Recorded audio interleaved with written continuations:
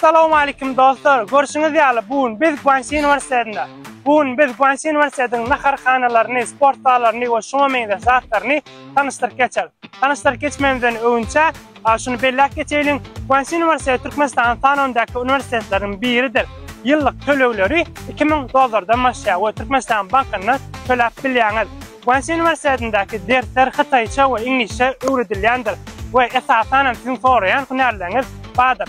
Dostlar, şu an biz Guangxi Üniversitetiniň naharhanasynda birinji naharhana girimizde ören arasa naharlary daşaryply taýplar üçin niýetlenen naharlary halal esasy musulmanlar üçin taýarlanýar.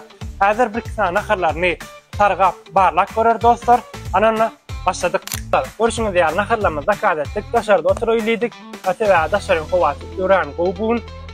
Şolar ýaly towukly Tuğ zakat ettik, iki tane hem hamburger zakat ettik. Tavuklu tuğumuzun bahası $2, hamburger'ın bahası hem $1,5.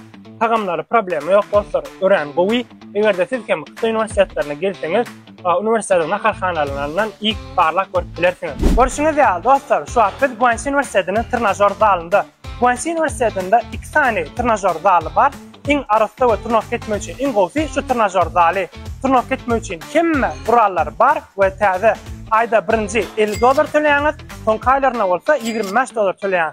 Gymmatmy diýseňiz, Hytaýdaky bahalar üçin men pikrimçe gymmat däl.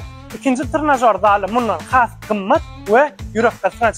Bu trnajör zaly görüşüňiz ýaly giň we hemme udobstwalar göredilen. Dostlar, şu an biz studentlaryň iň halaýan amatly sindrom magazynda magazynyň daşynda hem ýazylgy dostlar, biz ören arzanyp Hytaýda okaýan türkmen talipleri hem bu magazyny bilýändirler. Sindrom magazynyň içinde suwlar, şokoladlar, gurymyşlar we okuwçylaryň, studentlaryň halaýjak zatlar satylýar. Bu üniversitetiň daşarky marketlerinden, magazynlardan ören ardan. Hytaý studentler hem şolar ýaly zatlary pul sowmany, almany ören gowerýarlar. Dostlar, şu an biz Guangxi Üniversitetiniň suw toplamynda eger-de siz yüzmeyi halaýan bolsaňyz, gelip ýazylyp senlik wagt yüzüp bilýäňiz. Ve bahasy hem bar ýogy $3 sagadyna. Görüşüňiz ýaly basseyni örendiň arasda we hemme udobstwalar göredilen dostlar.